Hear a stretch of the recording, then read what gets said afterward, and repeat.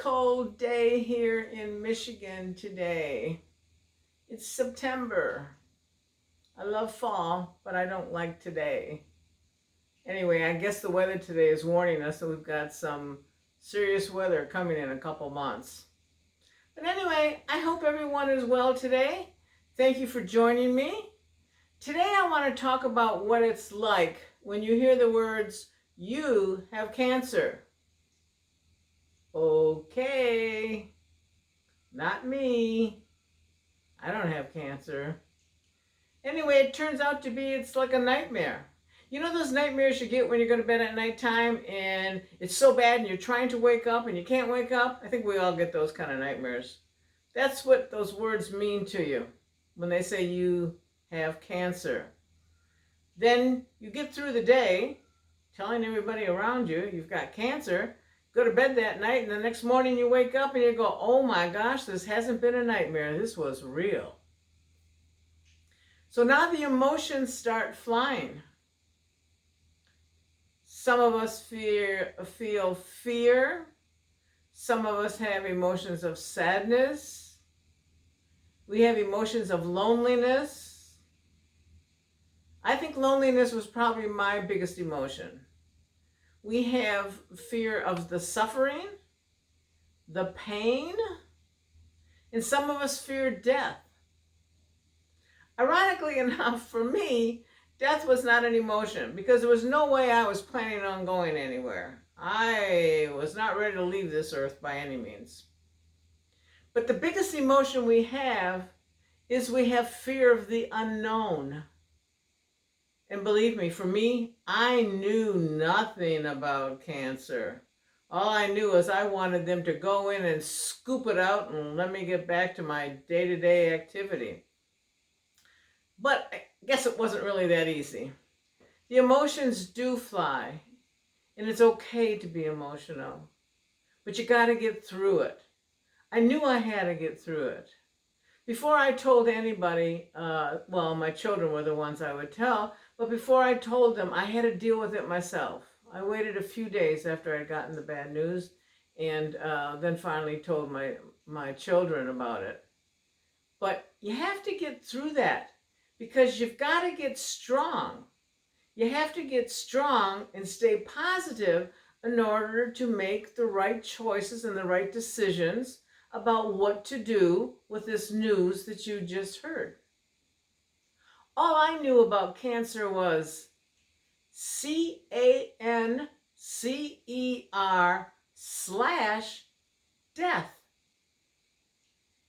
So that was kind of a strange emotion, but I wasn't going to listen to that. Nope, not me. So I did get myself strong enough to start dealing with the next step that I had to make in order to proceed with getting myself well again. Not only do we, when I say we, cancer patients, have emotions, and you know what? Sadly enough, if you have cancer more than once, those emotions hit you every time. I mean, for me, I had the emotions the first time, the second time, the third time, didn't get any better.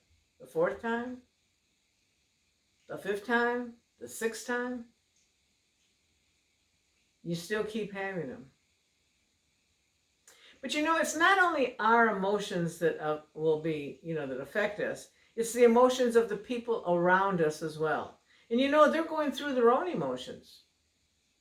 They have emotions of, what if I lose him or her? How will my life change? Will I be able to help him or her, if they're going through chemotherapy? All these different types of emotions are going through, through your loved ones around you. It's difficult. I'm not kidding you. Don't let anybody tease you. Then there's all the friends that want to tell you what to do and tell you how you feel. Nobody knows how you feel. Even though I've had cancer 6 times, if there's somebody out there that's listening that just got the word that they have cancer, I don't know how you feel. They're your own emotions, they're your own feelings. But I want you to stay strong because you've got some choices and decisions that have to be made. But so many of your friends, want to come to you and say, well, I know this one that did this, and, maybe you can talk to this one, and maybe you can do that. And, you hear it constantly. Everybody wants to help because people care about you. But all of a sudden, it could get to you. It did to me with a girlfriend. One time we were out to lunch, and she had lost her sister to cancer. So she wanted to share everything with me. She brought me all kinds of material and all kinds of things to read. And at that point, I couldn't take it anymore. I didn't want to know what everyone, wanted to tell me what to do. I mean, I had enough confusion and enough decisions, to be made. So I said to her when we were out to lunch, and I said, I know you really care, and I don't want to hurt your feelings. But please, I can't hear anymore. I don't want to hear anymore. She was so good about it. She totally respected it. She said no more. All she said to me was, okay, no more, and she understood. And maybe all that from different people, that are around you and they're going to want to help, maybe that's okay with you. But if it's not, it's also okay to say something. They certainly, will understand.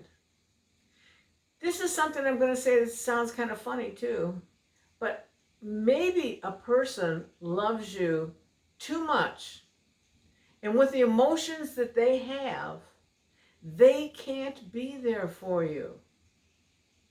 I experienced that. And that's okay. That doesn't mean that person's bad. We all are who we are. And that situation, I was a single woman when I first got cancer. Still am, actually.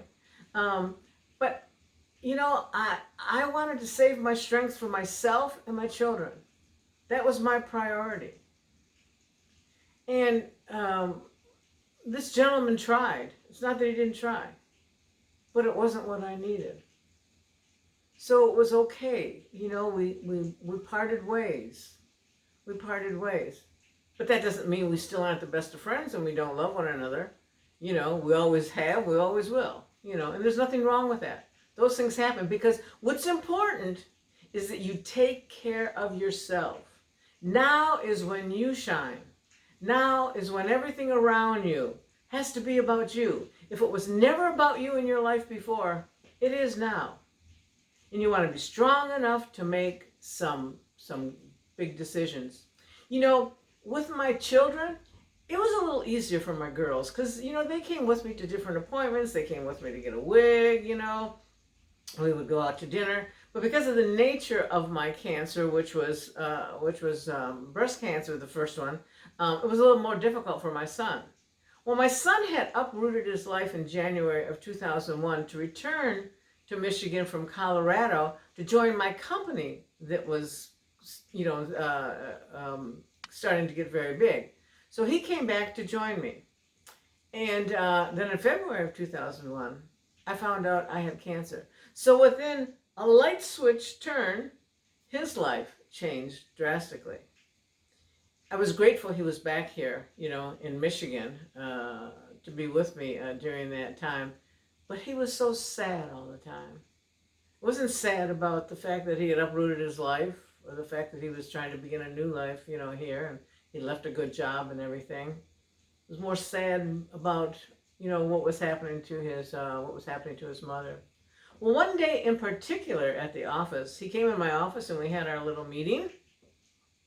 And, I couldn't even get a smile out of him. And he got up to go back to his office, and I called him and I said, Paul, get back in here. And he comes back into my office and he sat down and he goes, what do you want? I says, listen to me, Paul. I says, I have had a good life. If God takes me now, we will accept it.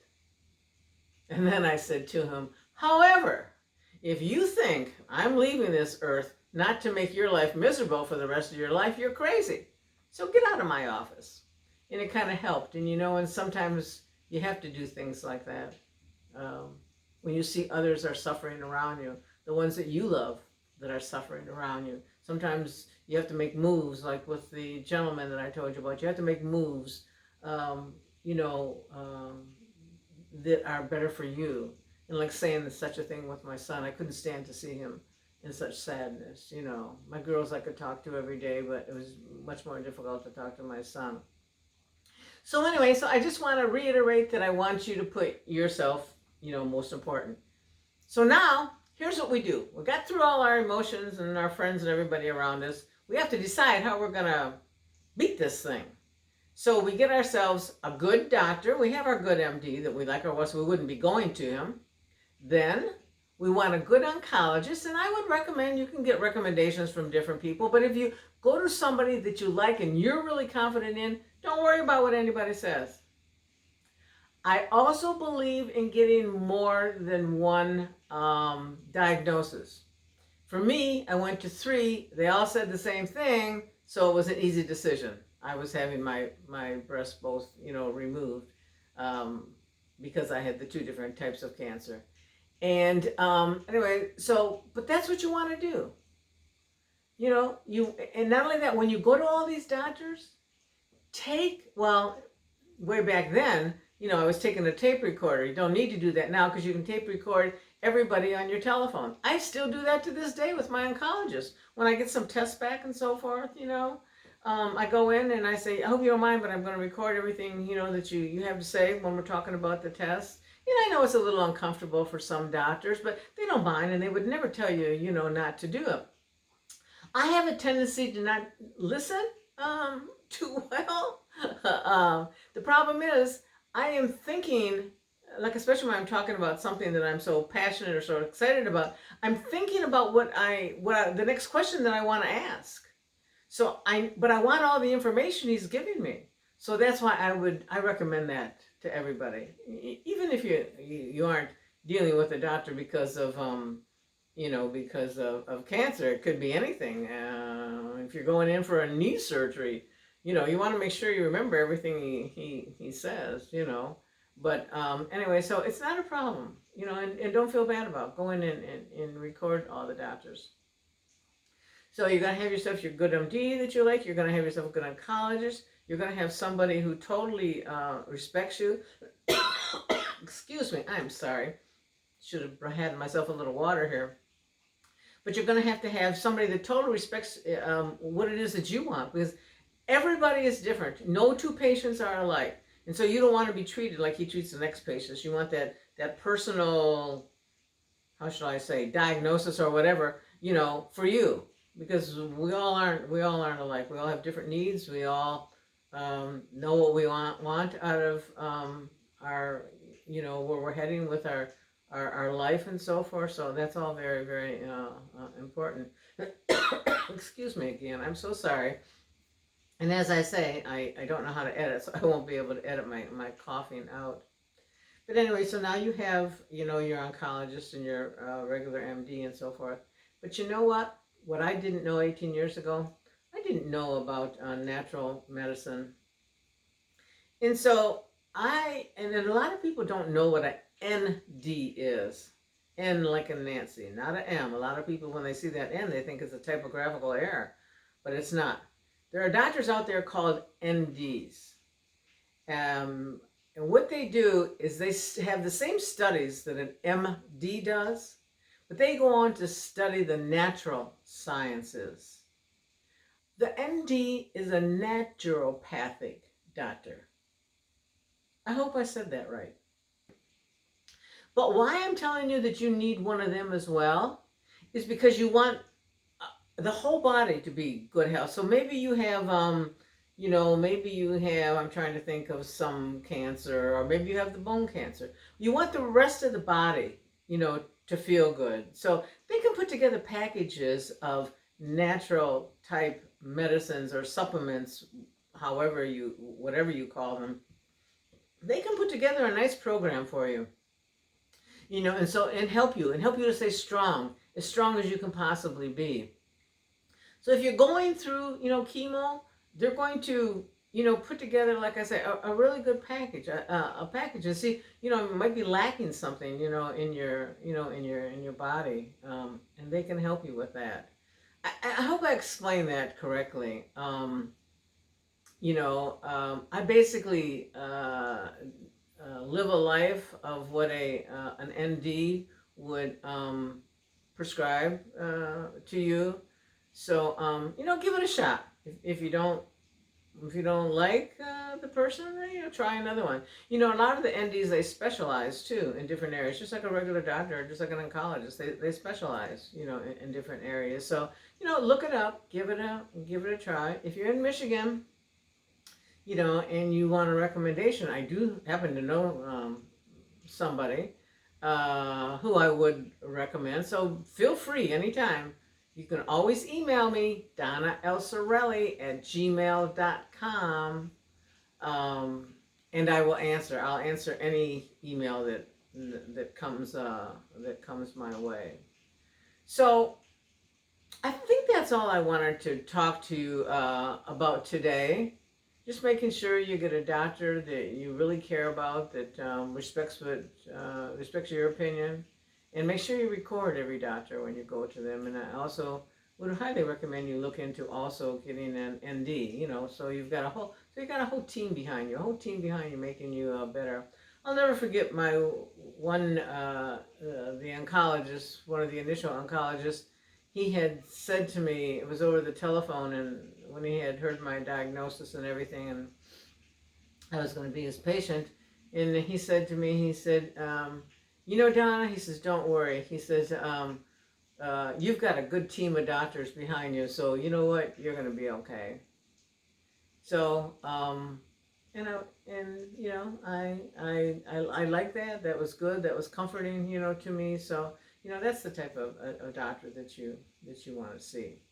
So, once again, I reiterate, if you have any questions or anything like that, please go to my YouTube channel, subscribe so you know when I'm posting, new things, and feel free to email me at DonnaLcerelli@gmail.com. .com, I'm sorry. So, I'm going to leave you with 2 rules that I live by.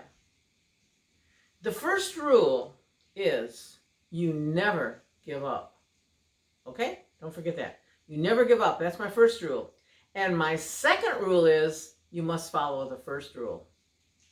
So until next time, I hope you're happy. Have a great day, and I'll see you soon. Bye-bye now.